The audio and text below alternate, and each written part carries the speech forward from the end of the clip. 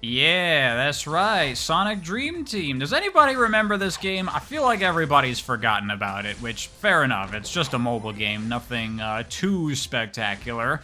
But there was the whole big hubbub when this game came out, because, like, what's the deal with this? It's like a full-on real 3D Sonic game, and it's only on Apple devices. What the hecky, man? I want to play this game. So I ended up picking up an Apple TV just so I could play it and cover it on the channel. And even though I don't think anyone really cares too much to hear my thoughts on this game, I'm still gonna talk about it. And I will definitely say that Sonic Dream Team impressed me a lot as both a mobile game and Sega Hardlight's first crack at making a real Sonic game instead of just the mobile junk that they're used to making. And thanks to it being Apple Arcade, this is allowed to be a real video game. There's no microtransactions, there's no, like, energy meter stopping you from playing the game. There's nothing like that. It is just a game. And I'm not too experienced with mobile games, I really don't play them at all, but I did try a couple other things with Apple Arcade, and by far I think Sonic Dream Team is the most ambitious and, like, real game that I've played on mobile. So this game has a lot going for it, a lot of stuff that I think is definitely praiseworthy here. However, ultimately, I don't really think that Sonic Dream Team is an amazing game. It's alright. It's something that I would say, if you have an Apple device, get yourself a free trial of Apple Arcade, give it a whirl, you'll have some fun with it. But if you feel like you missed out on Sonic Dream Team, don't feel bad about that. You're not missing out on anything special. If it wasn't for the fact that I can make videos out of it, then buying an Apple TV to play Sonic Dream Team would absolutely not have been worth it. And honestly, I don't even know if I'm going to keep my Apple TV so I can continue to play this game in the future, because I just don't care about it that much. Hopefully one day it can get ported to other platforms. There have been some other Apple Arcade exclusives made specifically for Apple Arcade that have found their way to other things, so perhaps it is possible, but until then, we got what we got, and let's start talking about the actual game itself now. Sonic Dream Team is a 3D Sonic game, and it is very much a boost Sonic game. You got a boost meter, and you're gonna be doing that quite a bit here, but it takes a very different approach to the boost gameplay compared to the typical fare. It's actually most similar to Frontiers in terms of game feel. You have a lot more precise control with how you want to move, and there's a lot more big, wide, open areas with stuff all over the place in this game. A lot of sections where it asks you to collect some things scattered around the area. But what this game has that Frontiers does not is cohesive level design. It doesn't feel like two disparate games that were fused together in some sort of Frankenstein nightmare. It feels like all of this was put here deliberately and thoughtfully by, like, designers. And on top of that, the level design here has things you would expect and want out of a Sonic game in it, like slopes. Oh my goodness. You can do legit-ass slope jumps in this game, and it feels really fantastic. In fact, there are even slopes that go right onto walls, and you can just go up the wall and start running on it. No scripting, no dash panels, no special, you've entered a wall run section. And to go along with that, almost unbelievably, the physics in Sonic Dream Team are some of the nicest and most refined that they've ever done in an official 3D Sonic game. Which feels ridiculous to say because this is a freaking phone game, but it's absolutely true. Like, when you're wall running, if you're not boosting on the wall, then gravity will pull you down the wall. That's, like, crazy go nuts, dude. And while this is a boost game, it absolutely has real momentum physics to it and everything. Like I said, you can slope jump and it feels very good when you're doing the platforming in this game, because this game does have a lot of legit, real 3D platforming. It feels like what I think a 3D Sonic game should feel like. You have commitment to the speed and direction that you're moving in. You can't just stop on a dime, you gotta work with it, which means it's very easy to, like, overshoot jumps and stuff if you're going too fast and you don't control yourself properly. You gotta pull back to land where you want to sometimes. When you're running up a wall, you can jump away from the wall while still maintaining your upward velocity. And for Christ's sake, man, this is, I think, the first ever official 3D Sonic game that has real classic-style Sonic springs these really big flat springs, when you bounce off of these, they don't do that thing where they cancel all of your movement and send you to this precise location in 3D space. It just bounces you up, and all of your horizontal speed is maintained, and it's like, oh my god, why is this phone game the first 3D Sonic game that has things from Sonic games in it? So that all really impressed me. I say with no exaggeration that I think Sonic Dream Team is legitimately one of the best feeling 3D Sonic games ever, which is ridiculous, but it's true. Sadly, though, the really good game feel here is quite wasted by this game's design, because while there is a lot of open areas in this game and opportunities for real 3D platforming and ways to use this physics and cool stuff, the majority of the gameplay here still does feel a lot like typical 3D Sonic boost design. A lot of this is boosting forward down a hallway, not doing a whole lot. You got rail grinding sections that essentially boil down to just sidestepping, and that's not interesting at all. A lot of design here that ultimately does still feel like just press the button the game wants you to press at the time it wants you to press it. And that kind of design works here way less than it does in other boost games, even Forces, I would say, because this game just has dramatically less mechanics than other games. Like, there's no sidestepping unless you're on rails, there's no drifting, there's no slide, there's no stomp, so there's not a whole lot of things for them to throw at you in this game. It feels a lot like rail grinding, boosting forward, homing attacking, and then occasionally doing real platforming. And the game just rinse and repeats that over and over and over again. There are the unique character type abilities here. There's 3 types you can play as, and 2 characters within each. You got Sonic and Amy, who are kind of like the speed characters, I guess. They have the air dash and light speed dash. You got Tails and Cream are the flyers, who, as you would expect, can fly, and there are these little things they can collect to refill their flight meters. That's kind of cool. And then Knuckles and Rouge can glide and climb, as you would expect, and that's utilized in some fun ways. The glide here is dramatically nerfed to prevent you from being able to break the level design too much. Doesn't feel super great, but it's understandable why they did it, and I'm fine with it. They can only climb on specific climbable surfaces, though, not on everything, so it's pretty limited in what you can do with it. Again, only when the game says you can do it. And all of the design here is very basic in how it's laid out. Like, the homing attack has a gigantic range in this game, way bigger than anything else. Same with the light speed dash and, like, going on rails and everything. It all feels very, like, safe and controlled. And there's a lot of stuff done to accommodate the fact that this is a mobile game, and theoretically people could be playing this with touch controls. So having a more involved, nuanced game that asks for real precision from the player would not go over well, and I understand that, so they went for this very basic design that would be functional for players in those circumstances, and I do think it would work that way, but as a byproduct of accommodating that sort of thing, Dream Team ends up being by far the shallowest Sonic game, 2D or 3D, ever. As usual, I did try to time attack this game to see if I couldn't squeeze a little bit more potential out of this game and what it can do, and there are a couple of things, some cool shortcuts and stuff I found. But yeah, for the most part, the gameplay here is just too basic to allow for really cool stuff. It's still a fun time. I still enjoyed playing Sonic Dream Team, but it did not give me anywhere near the kinds of thrills I'm looking for in a Sonic game. Which is a shame, because I do think this game has a lot of potential. You know, people talk about, like, Frontiers is a good foundation to build off of, and I don't agree with that. I do think that Dream Team, however, is legitimately a good foundation, and if the gameplay design was heavily overhauled and we moved away from the limitations of being mobile compatible, I think that there is something here that could be turned into a really great 3D Sonic game, and I hope that happens one day. Probably not. Hardlight is Sega's mobile developer, so it's probably going to be like this forever. But there's something here. I think you could take this and turn it into something great for sure. And you can especially feel that when you play the extra levels that were added in updates to Sonic Dream Team. These really push what little this game's design can do to the maximum.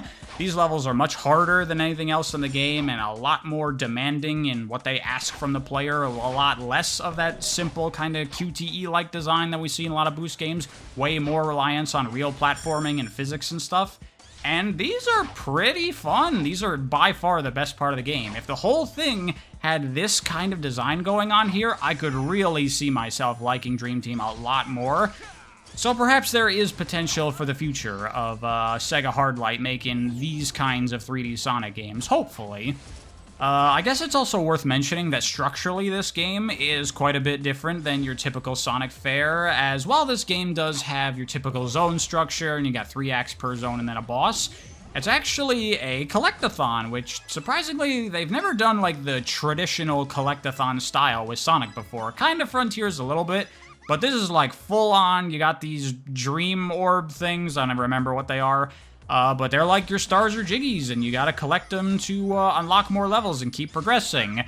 But however, unfortunately, they decided to go with the Mario 64 approach to collectathons here, rather than like the Banjo-Kazooie style. Rather than it just be you go into the level and get whatever you can, it's more so you got a mission select screen, and then you load in, and it changes the level design a little bit and gives you a specific objective to complete. You do it, and then it boots you out of the level, and you go back to the mission select to pick your next thing. And that's fine, it gets the job done, but just like Mario 64 or Mario Sunshine, I play this and I'm like, there's really no reason for the game to be designed this way, and it would just work a lot better and be more fun if you could do whatever you wanted all at once. Like, all these levels, the first mission is just get to the end. These levels are fairly linear in their overall design, but they'll have, like, side areas that you just run past on the first playthrough, and then later it'll be a mission of, like, collect all the things in this area, and there's really no reason you couldn't just have all that stuff there, and you could be going through the level the first time and stop, collect all that stuff, get the orb, and then continue on to the end of the level, you know? And just in general, some of the missions here, the platforming can feel very basic and not super interesting, so you're just like, eh. Like I said, a lot of it just comes down to the fact that this game doesn't ask for very much of the player, it's not very demanding, so there's little they can do to really make some challenges here that feel very cool, until you get to that extra stuff. Let's see, bosses, not very good, mostly boring, lots of waiting around. Collectibles, you got red rings, they're the same as usual, they're fine to get, but they also have these, like, blue token things, and there's 30 of them in every level, which means you can end up in that situation where you're missing, like, 2 or 3 and you have no idea where they are. That can get very annoying. I would recommend not going for those things. S ranks in this game, not too difficult, except for the ones in the extra level. Those could actually be pretty legit and hard to get. But everything else, you're kind of just gonna get them without too much effort, I feel. Yeah, a lot about this game is very standard, typical Sonic stuff. But still, for a mobile game, it ends up being impressive that it does feel so close to, like, a legit, full-on, real 3D Sonic platformer. And I feel like that was the objective with this game, right? Apple wanted a real 3D Sonic game for their platform, so Sega Hardlight did their best to make something just like a real 3D Sonic game, and they achieved that. But when you compare this to other 3D Sonic games, there's very few games that I would rather play Dream Team over than anything else. If we want to put it in that kind of arena, then this ends up being one of the weaker 3D Sonic games, in my opinion, though it doesn't suffer from the horrible fundamental flaws and problems that so many 3D Sonic games come from. It's more so a case that there's just nothing in this game that's truly great. It's not a very exemplary game. It doesn't have the lows of so many 3D Sonic games, but it also doesn't really have the highs. And that's pretty much it for Dream Team as a game, but I do want to talk a bit about the story of Sonic Dream Team. I'm not going to be doing a full dedicated story video for this game because, quite frankly, it has no story, and that's what I want to talk about because I find this game's story incredibly frustrating because with just a little bit of effort and a few tweaks here and there, I think this game could have had a perfectly good, satisfying little Sonic story. Instead, it has nothing. So the premise here is that Eggman finds this ancient artifact, the Reverie, which has the ability to bring people's dreams into reality. And of course he wants to use that to bring his dream of conquering the world into reality. So, of course, our good guys have to stop him from doing that, and upon entering the Reverie and falling asleep, our heroes run into this new character called Ariem, who is like the AI guardian entity that operates the Reverie. She's the one that determines who gets to have their dreams fulfilled, and she only picks pure-hearted people. So obviously Eggman would never have his dream fulfilled, which is why he captures Cream, and he's trying to use her as like a conduit to make his dream a reality, because who is more sweet and innocent and pure-hearted than her? And that's a perfectly good premise. I'm totally down for that. I like it. The problem is, that's all there is to it. There's nothing else going on here. Eggman tries to realize his dreams through Cream, and Ariem's like, no, I'm not gonna fall for that. So then Eggman's like, fine, then I'll take over the Reverie myself from the inside. And he tries to, like, reprogram it, and the good guys stop him. And that's it. The only marginally significant thing here is that to stop Eggman from realizing his dream, Ariem wants to put the Reverie into, like, its safe standby mode or whatever, which means that it's going to be locked out for 1,000 years. And the characters are like, oh no, Ariem, that means you're going to be all alone here by yourself for 1,000 years. And we can't do that to you. And she's like, whatever, it's fine, don't worry about it. I'm an AI, I'm programmed for this. And you're like, wow, that's making for lots of great drama. But right before they stop Eggman, Tails reprograms the Reverie a little bit so that while it can no longer grant people's dreams, people can still go into it and meet Ariem that way, so she doesn't have to be alone. The end. And it's like, I mean, okay, but you could do so much more with this that I think would be so much more satisfying and interesting. Because there's a lot of problems here for me. Number one, Ariem is an absolute nothing character. She exists purely for exposition to explain what's going on, what Eggman is doing. Beyond that, she has no character and no personality. She sucks. Secondly, there's no deeper thematic stuff going on in this game's story, which is something I look for in Sonic stories, and I think there's potential for it here. But this game is written by Ian Flynn, so I guess that's not too surprising.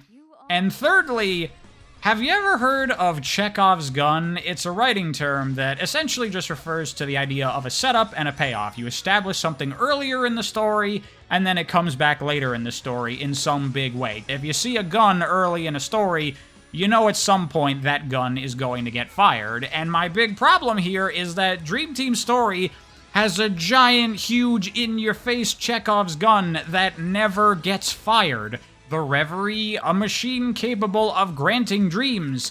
That never happens, which is insane. Like, are you kidding me?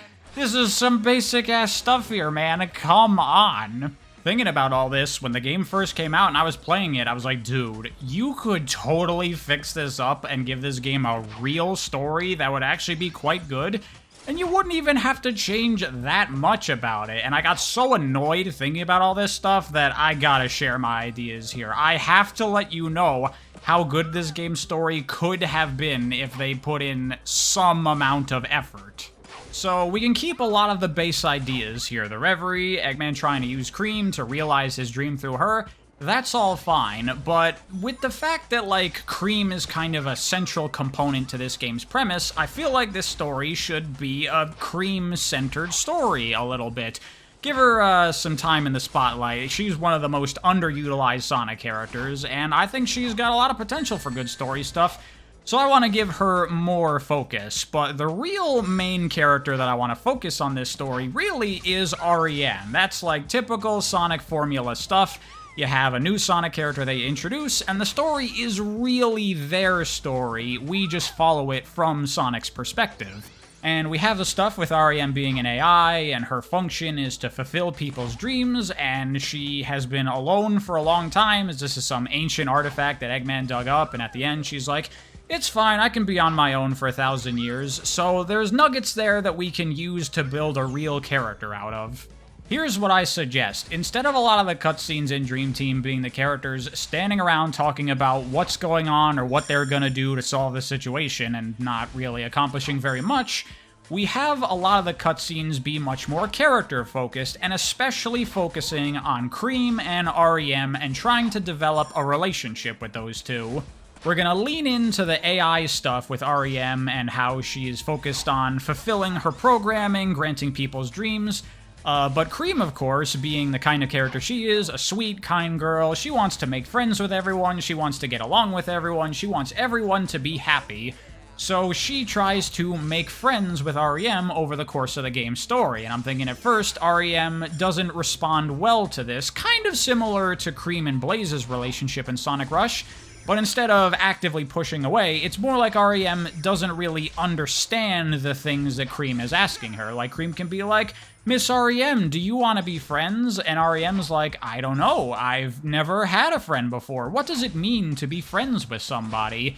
And Cream is like, "Friends spend time together, and they do fun things, and they do nice things for each other, and they help each other when they need it." And Ariem could be like, "Well, I've granted people's dreams before. That's doing something nice for them, I think. Does that mean that I'm their friend? If I grant your dream, Cream, can we be friends?" And, you know, Cream can be like, "That's not really how it works. It's not like making a deal. You don't have to offer me something to become my friend." And Ariem can be like, "I don't really understand what you mean." And Cream can be like, "Don't worry, I'll show you what it means to be friends." And then, you know, later on, over the course of the story, we have a couple of scenes that kind of reinforce and expand on this idea. We have moments where, you know, they're at, like, that beachy zone, and Cream and Cheese are doing something together. They're talking with Ariem. They have a little fun, some jokes. They start laughing with each other. And, you know, slowly over the course of a couple of these scenes, Ariem starts to warm up to it and start to get into it. She starts playing along, and we see her smiling and laughing with everyone else. And then I'm thinking at some point in the story, Ariem has, like, a little conversation with Sonic where she's, like, looking at Cream and she's, like, playing with Tails or whatever. And she's saying that that is the sweetest, kindest girl that she's ever met. When this is all over, I'm going to make her dream come true. And then in a later scene, Ariem asks Cream what her dream is, and she's like, "I don't really know. I need to think about it. What's your dream, Ariem?" And Ariem at first is like, "I don't have dreams. I am the keeper of the Reverie. I make others' dreams come true." And Cream says, "That can't be true. Everybody has dreams." And Ariem is taken aback for a minute, and she tries to think, but she says that she supposes she's never thought about it before. Why don't they both think about what their dreams are, and they can share them later? And Cream's like, "Okay." From here, we can introduce the same thing about, to stop Eggman, they're gonna put the Reverie in a lockdown mode, but instead of being locked down for 1,000 years, we're just gonna go full on with it and say that once it enters this mode, it can never be used ever again, which means that Ariem is gonna be trapped inside it forever, and she'll be alone. And Cream is like, "No, you can't do that. We're friends, aren't we?" And Ariem apologizes, but she says that she'll be okay. While she would like to continue to see Cream, her duty is to make others' dreams come true. What she wants isn't important, and Cream is upset about this, and she's like, "No, that's not true." And Ariem apologizes and says there's no other way, and that she'll be fine. She's been alone for a very long time. But she promises that before they shut it down, she's gonna make Cream's dream come true. But Cream is upset, and she's crying, and she says she doesn't care about that. But all Ariem can do is apologize, and then toward the end of the story, they begin the shutdown sequence, they defeat Eggman, and then Ariem goes to Cream and says, "There's not much time left before the Reverie is locked forever, so Cream, tell me, what is your dream?" And Cream says that her dream is for Ariem to make her own dream come true. And Ariem is caught off guard from that. She's like, "What? But I told you before, I don't have a dream. I grant other people's dreams."